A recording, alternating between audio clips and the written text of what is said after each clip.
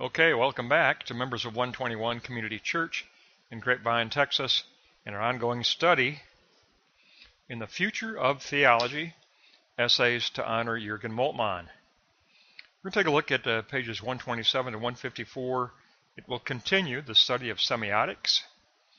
It's going to definitely be about semiotics. It will combine Dalferth and Keller. Two very good essays, by the way. Let's take a look at Block 1, the Church's diminishing influence and the need to posit God's presence.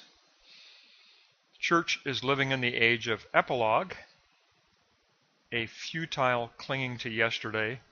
God has become a matter of indifference for the world. Church influence is diminishing. The Church should provide the framework for orienting one's life. The acceleration of daily life is speeding past the signification of the Church. And Church reaction has been uncertain.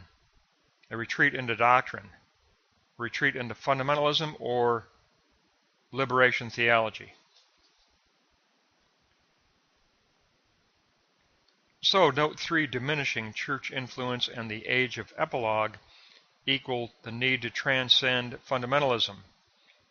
It is equally wrong for the church to dissolve into a multiplicity of specific group interests like liberation theology. Both fundamentalism and liberation theology are wrong reactions. What is needed is life oriented toward the real of God's kingdom. Life oriented toward the real of God's kingdom. The faith community is faced with decisions concerning historical identity and providing our history with a different direction toward the real of God's kingdom. And we do that by taking up a critical position and the work of self-determination for the community and for self-identity. So it is a work of critical self-determination. We learn from tradition and we discover some things anew. We take up the task of appropriation, says Dalferth, to bring the gospel forward, distinguishing between intention and consequence when critically examining the past, and all the time in view of Scripture. So it is a task of appropriation. Doctrine is never an end in itself. It must transition to praxis, the practical character. It cannot remain theoretical.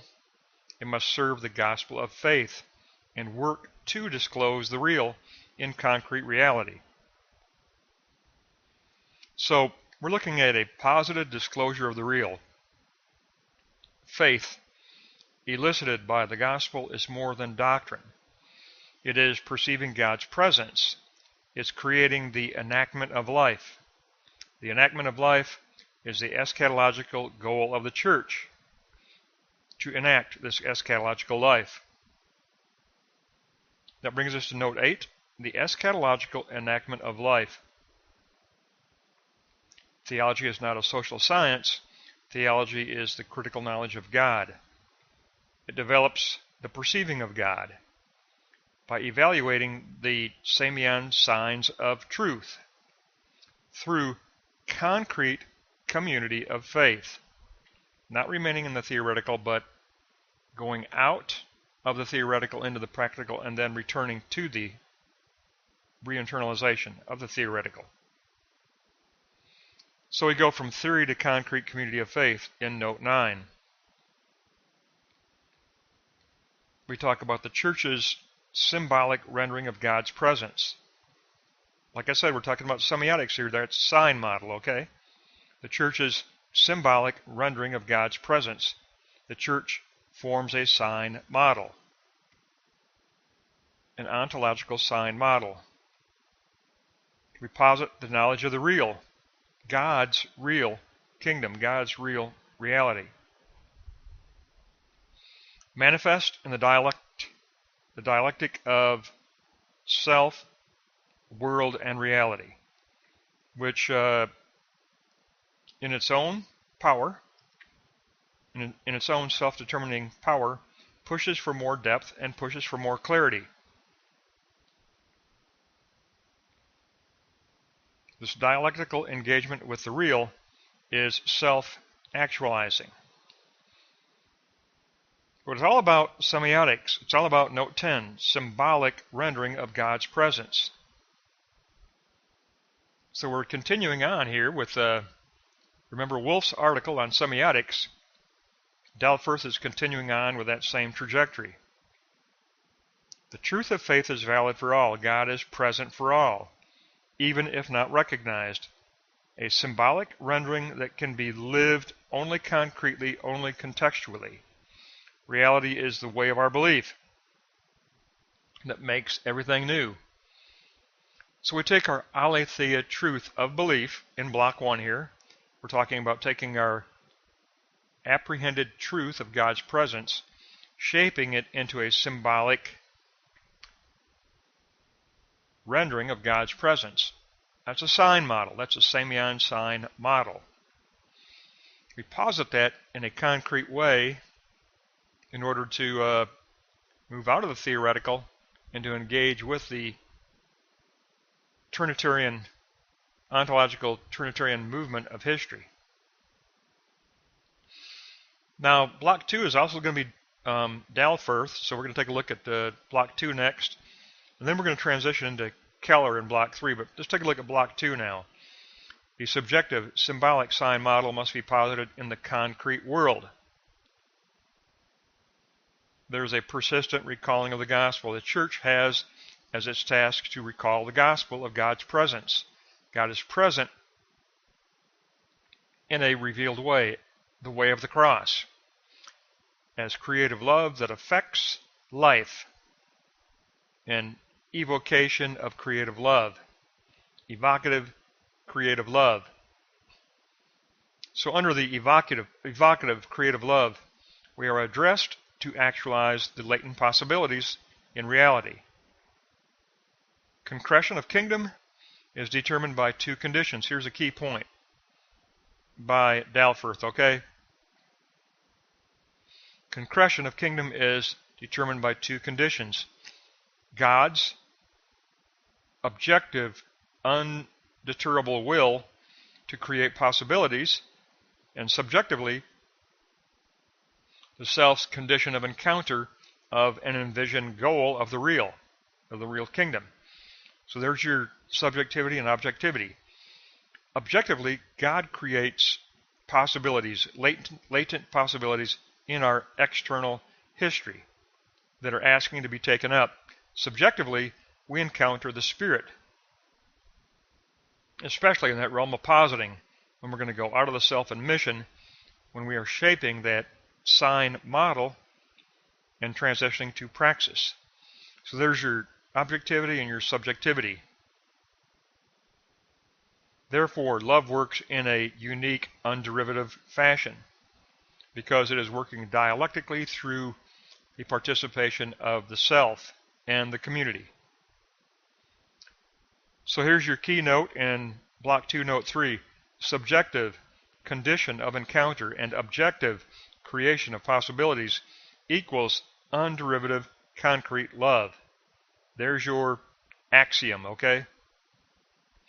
Subjective condition of encounter and objective creation of possibilities equals underivative concrete love unfolding as the ontological trinity of the living God. God's love is oriented toward the addressee. God reckons with our freedom to attain what is best, creating the possibility for corresponding participation, correspondence with the divine, correspondence with the kingdom. There's real possibility for correspondence. Trinity, Christology, and pneumatology all form our doctrine context, which all contribute to the efficacy disclosed in the Christ event. The church is to draw attention to the truth that God's love is already at work. We have to sensitize the postmodern self toward this reality. So the church goal is to sensitize the postmodern self.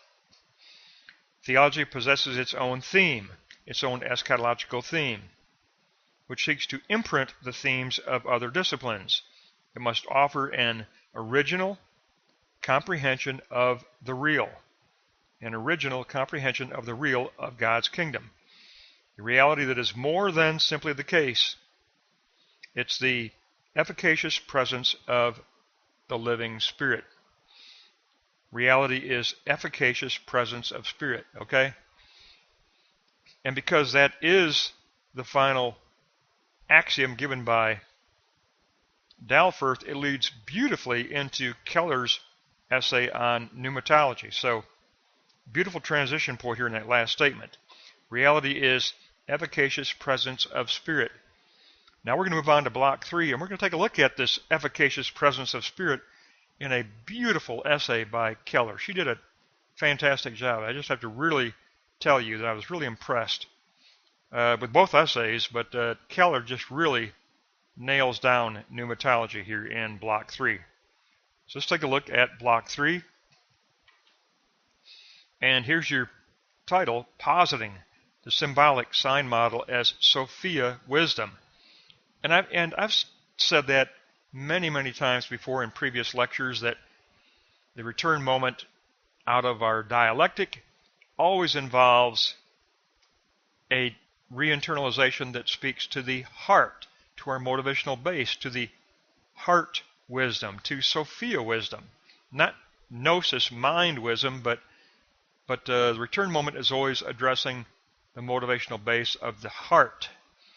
That Sophia wisdom, not gnosis wisdom of the mind, but Sophia wisdom of the heart. And I've gone over that many times in previous lessons, and now Keller's going to really break it down beautifully for us here, okay? Let's begin with sources of hope. Possibilities wrestle for the future of Adventists. Redefined by Moltmann, we must lift up the source of hope, the modalities of faith, and incite the angelology of struggle. The angelology of struggle is both intersubjective and Trinitarian, and it's based on Moltmann's theology of hope as an eschatology that is historical, where messianism and mysticism are twins, leaving the self situated between ecclesia, called out ones, and eschaton, seeking a transformation of the subjective self. Okay, that's key. Return moment is always transformation of the subjective self. So, three objective sources of hope and subjective messianic mysticism equal transformation of subjectivity. It's a reconstruction combining messianic Christianity and ecumenical mysticism, all abbreviated under pneumatology, says Keller.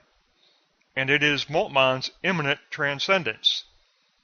And we have to love that concept that Moltmann gave us, immanent transcendence. It's a beautiful term for his panentheism theology, so I love that. Pneumatology as immanent transcendence. Within the width of cosmic relations, we can discover transcendence in every experience, which can be inductively discovered. All things are in God. Moltmann's theology is panentheism. We've discussed that before, but Moltmann's theology is panentheism. All of creation is in God. Nothing can be living outside of God. God is the I am. God is being. God is life. Life only exists in God. So Moltmann's theology is panentheism, all in God. Pneumatology is panentheism in the light of an all-embracing horizon. Pneumatological experientialism, a new creation theology, posited in Moltmann's holistic doctrine of Holy Spirit, of soul and body, of self and cosmos. A pneumatology of self with cosmos, of a messianic transcendence and a mystical immanence. There you go. There's your keynote. There's your key axiom of a messianic transcendence and a mystical immanence. Loving God as a rhythmic dialectical movement of new creation, with a responsibility toward the suffering of all finitude through a recollection of the fragments of future. Under this recollection, mystical immanence becomes a force for messianic transcendence. It's the rhythmic flow of the self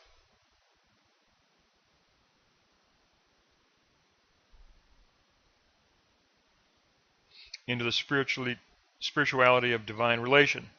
The subjective self is constituted by relation, by being taken up into the triune relation, creating what Keller calls intersubjective vitality. Intersubjective vitality.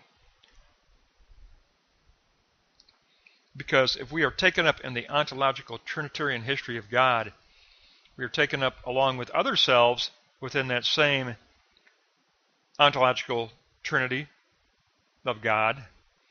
Therefore, we have dialectical relationship with others intersubjectively, and as they gain new insights in their return moments, we gain new insights in our return moments, and then each new pass through the dialectical circle will deepen the clarity and deepen the significance of our sign model. So, note 8, pneumatology as intersubjective vitality within the experience of immanent transcendence, empowered by the Wisdom of Solomon 1:7. And this is a great Apocrypha book. God's Spirit fills the world, holds things together, and knows every sound. If everything is in God, then God knows every sound. Spirit and wisdom become interchangeable. And Keller says this is a feminine mode of the divine. And that's how she's going to wrap up her essay. And I got to tell you, like I said, I've always said that the dialectic of semiotics is all about Sophia-Wisdom of the heart. I've said that in many prior lessons. So I agree wholeheartedly with this final comment. Let's take a look at Block 3, Note 9. Sophia, the feminine mode of divine appearance. Sign model can become a gender structure, which, in the case of immanent transcendence, is feminine, informing the heart in return moment. It's an ordering power immanent in the world, transcendent in its origin. But it is all about the motivational base. It's about that motivational base. It's about deepening the tupos imprint of Jesus Christ in our heart. Deepening the tupos imprint of Jesus Christ in our heart. And that happens as we go out of the self, concretely moving out of that theoretical sign model into a praxis sign model that we wish to implement through mission. But then, in mission, we discover the new. We discover the surplus of promise, the surplus of the aletheia truth of God. We internalize that where? In the heart, in the motivational base. Before we go to gnosis, we always go to that motivational base of the heart first. Our heart is touched.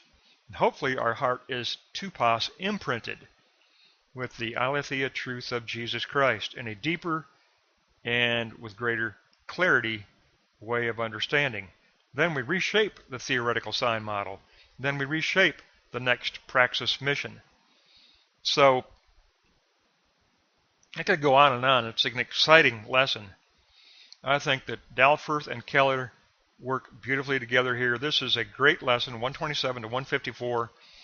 And it continues semiotics. Like I said, I think that Volf's essay was the thematic essay for the entire book.